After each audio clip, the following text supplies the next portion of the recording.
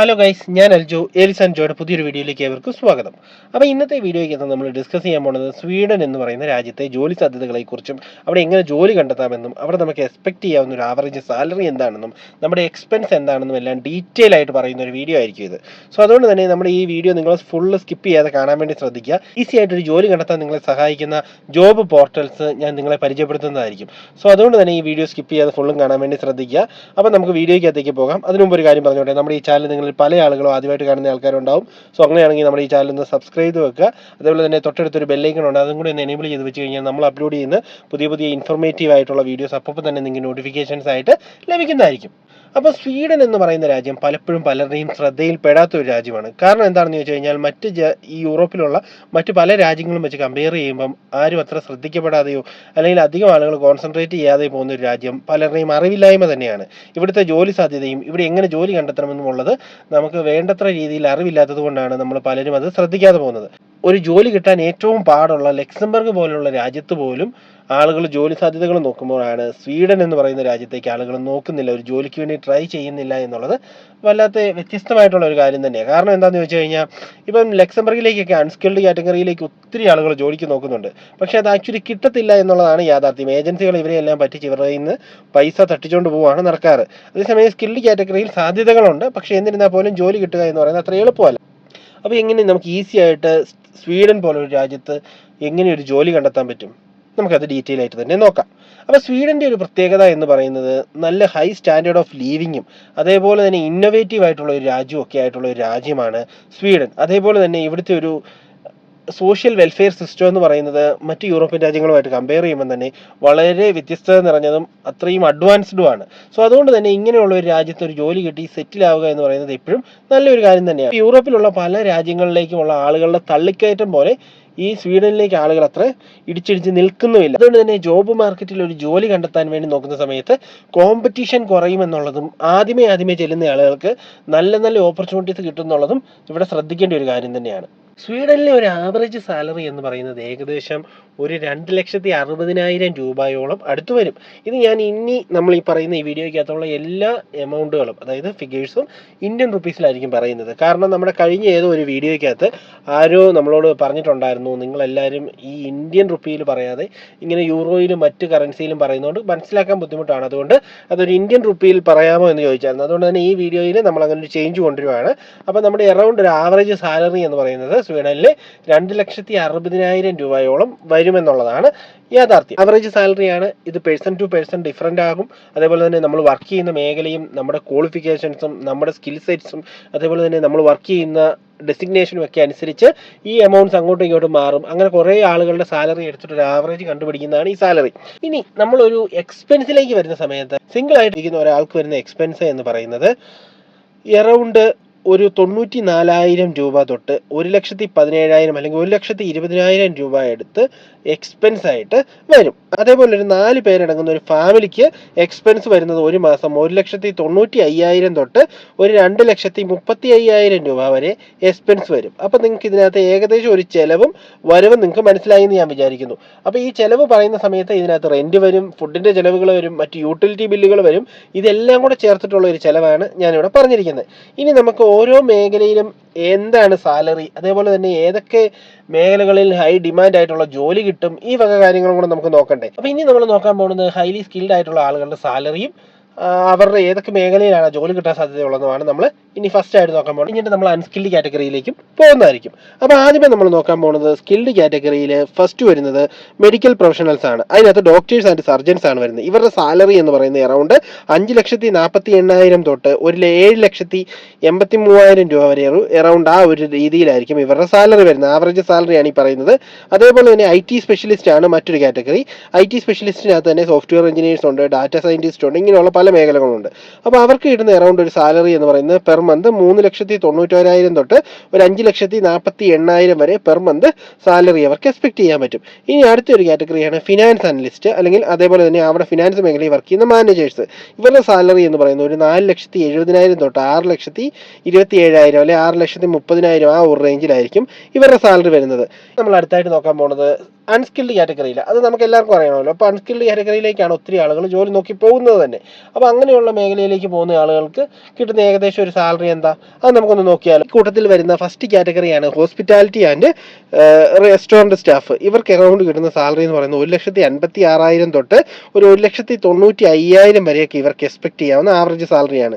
അതേപോലെ തന്നെ രണ്ടാമത്തെ കാറ്റഗറിയാണ് റീറ്റെയിൽ വർക്കേഴ്സ്. ഇവരുടെ എറൗണ്ട് സാലറി എന്ന് പറയുന്നത് 1,56,000 തൊട്ട് 1,95,000 വരെയുള്ള എറൗണ്ട് ഒരു സാലറി ഇവർക്ക് എക്സ്പെക്ട് ചെയ്യാനായിട്ട് പറ്റും. ഇനി മൂന്നാമത്തെ ഒരു കാറ്റഗറിയാണ് ക്ലീനിങ് ആൻഡ് മെയിൻ്റനൻസ് സ്റ്റാഫ്സ്. അവർക്ക് വരുന്ന സാലറി എന്ന് പറയുന്നത് 1,41,000 തൊട്ട് ഒരു 1,72,000 വരെയുള്ള ഒരു സാലറി റേഞ്ചിൽ ഇവർക്കും സാലറി എക്സ്പെക്ട് ചെയ്യാവുന്നതാണ്. നിങ്ങൾ ഏകദേശം വരവും ചെലവും ഏതൊക്കെ മേഖലയിലാണ് ജോലി സാധ്യതയെന്നും അതിൻ്റെ ഏകദേശ സാലറി എന്നും നിങ്ങൾ മനസ്സിലാക്കിയിട്ടുണ്ട്. ഇനി നമുക്ക് ഓരോ മേഖലയിലെയും ഏറ്റവും കൂടുതൽ ഹൈ ഡിമാൻഡുള്ള മേഖലകളും കൂടെ നോക്കണ്ടേ? സോ അതും കൂടെ നമുക്കൊന്ന് നോക്കിയിട്ട് വരാം. സ്വീഡനിൽ ഇനി ജോലിക്ക് ആളെ കിട്ടാൻ പാടുള്ള, അതായത് ലേബർ ഷോർട്ടേജ് ഉള്ള കുറച്ച് മേഖലകൾ എന്താണെന്ന് നമുക്ക് നോക്കാം. അപ്പോൾ ആദ്യത്തെ വരുന്നത് ഹെൽത്ത് കെയർ ആണ്. ഹെൽത്ത് കെയറിനകത്ത് വരുന്നത് നേഴ്സസ് ആൻഡ് ഡോക്ടേഴ്സ് ആണ് ഇതിനകത്ത് മെയിൻ ആയിട്ട് വരുന്നത്. രണ്ടാമത് വരുന്നതാണ് IT ആൻഡ് ടെക്നോളജി കാറ്റഗറിയിൽ software developers, data scientist, AI specialist. So ഇവർക്കൊക്കെ നല്ല ഓപ്പർച്യൂണിറ്റീസ് ഉണ്ട്. ഇതിനൊക്കെ ആളെ കിട്ടാൻ ഭയങ്കര ബുദ്ധിമുട്ടുമാണ്. ഇനി അതേപോലെ തന്നെ മൂന്നാമത്തെയാണ് കൺസ്ട്രക്ഷൻ വർക്കേഴ്സ്. ഇതിനകത്ത് എഞ്ചിനീയേഴ്സ് വരും, ആർക്കിടെക്ട്സ് വരും, അതേപോലെ തന്നെ സ്കിൽഡ് ലേബേഴ്സ് വരും. സോ ഈ 3 കാറ്റഗറിയിൽപ്പെട്ട ആൾക്കാർക്കും ജോലി സാധ്യതകളുണ്ട്. ഇനി അടുത്തായിട്ട് വരുന്ന ഒരു കാറ്റഗറിയാണ് എഡ്യൂക്കേഷൻ കാറ്റഗറിയിൽ ടീച്ചേഴ്സ് ആൻഡ് എസ്പെഷ്യലി ടീച്ചേഴ്സിനകത്ത് സയൻസും മാത്സും ഒക്കെ എടുക്കുന്ന ടീച്ചേഴ്സിന് നല്ല സ്കോപ്പ് ഉണ്ട്. സോ ഇതൊക്കെയാണ് നമ്മൾ ലേബർ ഷോർട്ടേജ് ഉള്ള മേഖലകൾ. ഫോറിനേഴ്സിന് ഏറ്റവും കൂടുതൽ ജോലി കിട്ടാൻ സാധ്യതയുള്ള മേഖലകൾ ഏതാ, അതും കൂടെ നോക്കട്ടെ. സോ അതും കൂടെ നമുക്കൊന്ന് പെട്ടെന്ന് നോക്കിയിട്ട് വരാം. അപ്പോൾ ഏറ്റവും കൂടുതൽ ഫോറിനേഴ്സിന് ജോലി സ്വീഡനിൽ കിട്ടാൻ സാധ്യതയുള്ളത് English teachers, customer service Rolls in international companies, അതേപോലെ തന്നെ ഹോസ്പിറ്റാലിറ്റി ആൻഡ് ടൂറിസം മേഖലയിൽ, seasonal jobs like agriculture and forestry, ഈ ഒരു മേഖലയിലൊക്കെ ആയിരിക്കാം ഏറ്റവും കൂടുതൽ ജോലി സാധ്യതകൾ ഫോറിനേഴ്സിന് കിട്ടുന്ന ഒരു സാഹചര്യം സ്വീഡനിലുള്ളത്. സോ ഇപ്പം നിങ്ങൾ എന്തൊക്കെ കാര്യങ്ങൾ മനസ്സിലാക്കി? ആവറേജ് സാലറി എന്ത് കിട്ടുമെന്ന് മനസ്സിലാക്കി, അതേപോലെ തന്നെ ഓരോ മേഖലയിലെയും സാലറി എന്താണെന്ന് മനസ്സിലാക്കി, ഒരാൾ തന്നെ ജീവിച്ചാലും അല്ലെങ്കിൽ ഒരു ഫാമിലി ആയിട്ട് ജീവിച്ചാലും നിങ്ങൾക്ക് വരുന്ന എക്സ്പെൻസ് എന്താണെന്ന് മനസ്സിലാക്കി, ഏതാണ് ലേബർ ഷോർട്ടേജ് ഉള്ള മേഖലകളെന്ന് മനസ്സിലാക്കി, അതിനകത്ത് തന്നെ സബ് കാറ്റഗറികൾ ഏറ്റവും കൂടുതൽ ഫോറിനേഴ്സിന് ജോലി കിട്ടുന്ന സബ് കാറ്റഗറികൾ നിങ്ങൾ മനസ്സിലാക്കിയിട്ടുണ്ട്. അപ്പോൾ ഇതാണ് ഏകദേശം സ്വീഡനിലെ ഒരു അവസ്ഥ. അപ്പോൾ ഇത് നമ്മൾ കറക്റ്റായിട്ട് ഐഡന്റിഫൈ ചെയ്യുകയും ഇത് യൂട്ടിലൈസ് ചെയ്യുകയും ചെയ്തു കഴിഞ്ഞാൽ നമുക്ക് കറക്റ്റായിട്ടൊരു ജോലി കണ്ടെത്താനും അതിലൂടെ ഒരു വർക്ക് പെർമിറ്റിലേക്കും ഒരു വിസയിലേക്കും എത്തിപ്പെടാനും നമുക്ക് സ്വീഡനിലേക്ക് മൂവ് ചെയ്യാനും പറ്റേണ്ടതാണ്. അപ്പോൾ ഇനി നമ്മൾ അടുത്തായിട്ട് മനസ്സിലാക്കേണ്ട ഒരു കാര്യം, ഇത്രയൊക്കെ കാര്യങ്ങൾ പറയുമ്പം ഇതൊക്കെ ഒരു അഡ്വാൻറ്റേജസ് ആണെന്ന് തോന്നുമ്പോഴും സ്വീഡനിലെ ടാക്സേഷൻ എന്ന് പറയുന്നത് കുറച്ച് ഹൈ ആണ്. പക്ഷേ ഈ ടാക്സേഷൻ നമ്മൾ നോക്കുമ്പം അത് കോമ്പൻസേറ്റ് ചെയ്യാനായിട്ട് നമുക്ക് പല മേഖലകളിലും അവസരങ്ങളുണ്ട്. അതിന് നമുക്ക് നല്ല ഹെൽത്ത് കെയർ സിസ്റ്റം സ്വീഡൻ തരുന്നുണ്ട്. അതേപോലെ തന്നെ നല്ല ഫ്രീ ആയിട്ടുള്ള എഡ്യൂക്കേഷൻ സിസ്റ്റം നമുക്ക് കിട്ടുന്നുണ്ട്. അതേപോലെ തന്നെ സ്ട്രോങ് ആയിട്ടുള്ള സോഷ്യൽ വെൽഫെയർ സിസ്റ്റങ്ങളുണ്ട്. സോ ഇങ്ങനെയുള്ള കാര്യങ്ങളിലൂടെയൊക്കെ നമ്മൾ ഈ കൊടുക്കുന്ന ടാക്സ് നമുക്ക് തന്നെ യൂട്ടിലൈസ് ആവുന്നു എന്നുള്ളത് ശ്രദ്ധിക്കേണ്ട ഒരു കാര്യം തന്നെയാണ്. അപ്പോൾ ഇനി നമ്മൾ അടുത്തായിട്ട് നോക്കാൻ പോകുന്നത്, നിങ്ങൾ എല്ലാവരും ഇതുവരെ വെയിറ്റ് ചെയ്തിരുന്ന ഏറ്റവും ഇമ്പോർട്ടൻ്റ് ആയിട്ടുള്ള ഒരു ടോപ്പിക്, എങ്ങനെ നമുക്ക് സ്വീഡനിൽ ഒരു ജോലി കണ്ടെത്താം. ആളുകളെ എല്ലാം നമുക്കറിയാം, നമ്മുടെ നാട്ടിലെ പല ഏജൻസികളും, നമ്മുടെ നാട്ടിലും ദുബായിലും ഒക്കെയുള്ള പല ഏജൻസികളും ആളുകളെ നല്ല രീതിയിൽ പറ്റിച്ച് നല്ല രീതിയിൽ അവിടുന്ന് ക്യാഷ് മേടിച്ചിട്ട് ജോബ് ഓഫർ തരാമെന്ന് പറഞ്ഞ് പല യൂറോപ്യൻ രാജ്യങ്ങളിലേക്കും ആളുകളെ കയറ്റിക്കൊണ്ട് പോകാമെന്ന് പറഞ്ഞ് ആളുകളെ പറ്റിക്കുന്നുണ്ട്. അപ്പോൾ അങ്ങനെയുള്ള സ്കാമുകളിൽ നിങ്ങൾ പോയി പെടാതിരിക്കാൻ നിങ്ങൾ എന്ത് ചെയ്യണം, എങ്ങനെയായിരിക്കും ഒരാൾ നിങ്ങളെ സമീപിക്കുമ്പോൾ നിങ്ങൾ എങ്ങനെ വിജിലൻ്റ് ആയിട്ടിരിക്കണം എന്നൊക്കെയുള്ള ഡീറ്റെയിൽ ആയിട്ടുള്ള സ്റ്റെപ്പ് ബൈ സ്റ്റെപ്പ് ആയിട്ടുള്ള പ്രോസസ്സുകൾ ഞാൻ ഡിസ്ക്രൈബ് ചെയ്തിട്ടുള്ള വീഡിയോസ് ഇതിനു മുമ്പ് ചെയ്തിട്ടുണ്ട്. നിങ്ങളത് കണ്ടിട്ടില്ലെങ്കിൽ നിങ്ങൾക്ക് കണ്ടു നോക്കാം. അതിൻ്റെ ലിങ്ക് ഞാൻ നമ്മുടെ വീഡിയോ ഡിസ്ക്രിപ്ഷനിൽ കൊടുത്തേക്കാം. സോ നിങ്ങളത് കണ്ട് മനസ്സിലാക്കും. അപ്പോൾ ഇങ്ങനെ സ്വീഡനിൽ ജോലി കണ്ടെത്താൻ ആഗ്രഹിക്കുന്ന ആളുകൾക്ക് അതിനുള്ള ഓപ്പർച്യൂണിറ്റീസ് തരുന്ന ചില വെബ്സൈറ്റ്സ് ആണ് ഞാൻ നിങ്ങളെ ഇനി പരിചയപ്പെടുത്താൻ പോകുന്നത്. അതിനകത്ത് ഫസ്റ്റ് വണ്ണാണ് Swedish public employment service. Second one English job search. Third one international jobs. അതേപോലെ തന്നെ ദ ലോക്കൽ.se. അതേപോലെ തന്നെ ജോബ്സ് ഇൻ സ്റ്റോക്ക്ഹോം.com. അതേപോലെ തന്നെ ലിങ്ക്ഡിൻ എന്ന് പറയുന്നത് വളരെ ഇമ്പോർട്ടൻ്റ് ആയിട്ടുള്ള ഒരു ടൂളാണ്. സോ ഇത് നമ്മൾ ഇതിനു മുമ്പുള്ള വീഡിയോസിനകത്തൊക്കെ പറഞ്ഞിട്ടുണ്ട്. അതിലൂടെ നിങ്ങൾക്ക് കണക്ഷൻസ് എസ്റ്റാബ്ലിഷ് ചെയ്യാൻ പറ്റിയാൽ അതായിരിക്കും ഈ ബാക്കി വെബ്സൈറ്റ്സിനേക്കാളെല്ലാം ഏറ്റവും നിങ്ങളെ ജോലി കണ്ടെത്താൻ വേണ്ടി ഹെൽപ്പ് ചെയ്യുന്ന ഒരു വെബ്സൈറ്റ്. സോ അതും നിങ്ങൾക്ക് യൂസ് ചെയ്യാവുന്നതാണ്. ഇനി ഇതിന് പുറമെ വരുന്ന മറ്റൊന്നാണ് thehub.io. നിങ്ങളൊരു സ്റ്റാർട്ടപ്പ് കമ്പനിയിലൊക്കെ ജോലി നോക്കുന്ന ആളാണെങ്കിൽ, സ്റ്റാർട്ടപ്പ് കമ്പനികൾ തന്നെ കേന്ദ്രീകരിച്ച് ജോലി നോക്കുന്ന ഒത്തിരി ആൾക്കാരുണ്ട്. അതിന് കാരണം നല്ല സ്കിൽ സെറ്റ് അച്ചീവ് ചെയ്യാൻ പറ്റും, നല്ലൊരു എൻവയോൺമെൻറ്റിൽ വർക്ക് ചെയ്യാനുള്ള പുതിയ ഇന്നോവേറ്റീവ് ആയിട്ടുള്ള ഐഡിയാസ് ഒക്കെ കൊണ്ടുവരാനായിട്ടും അത് പ്രാവർത്തികമാക്കാനും പറ്റും. സോ അങ്ങനെ സ്റ്റാർട്ടപ്പ് കമ്പനികൾ ജോലി നോക്കുന്ന ആളുകളാണെങ്കിൽ നിങ്ങൾക്ക് യൂസ് ചെയ്യാവുന്ന ഒരു വെബ്സൈറ്റ് ആണ് thehub.io. ഇത്രയും കാര്യങ്ങൾ, അതായത് ഈ പറഞ്ഞ വെബ്സൈറ്റ്സ് എല്ലാം നിങ്ങളെ ഹെൽപ്പ് ചെയ്യും ഒരു ജോലി കണ്ടെത്താൻ വേണ്ടി, അല്ലെങ്കിൽ ജോലിയിലേക്ക് അപ്ലൈ ചെയ്യാനൊക്കെ നിങ്ങളെ ഹെൽപ്പ് ചെയ്യുന്നതാണ്. അപ്പം നല്ല രീതിയിൽ പ്രിപ്പയർ ചെയ്യുന്ന നിങ്ങളുടെ മേഖല ഏതാണോ അതിൽ നല്ല സ്കിൽ സെറ്റുകളൊക്കെ അച്ചീവ് ചെയ്തതിന് ശേഷം ഈ ജോലികൾക്ക് വേണ്ടി നിങ്ങൾക്ക് ഈ ഒരു പ്ലാറ്റ്ഫോം വഴി നിങ്ങൾക്ക് അപ്ലൈ ചെയ്യാം. അപ്പോൾ ഇതാണ് ഏകദേശം നമ്മൾ ജോബ് പോർട്ടൽസിനെ കുറിച്ച് പറയാനുള്ളത്. ഇനി നമ്മൾ അടുത്തായിട്ട് പറയാൻ പോകുന്നത് വിസ ഓപ്ഷൻസ് ആണ്. നമ്മൾ ജോബ് കിട്ടിക്കഴിഞ്ഞാൽ നമുക്ക് അടുത്തത് നമുക്ക് അറിയേണ്ടത് വിസ ഓപ്ഷൻസ് ആണല്ലോ.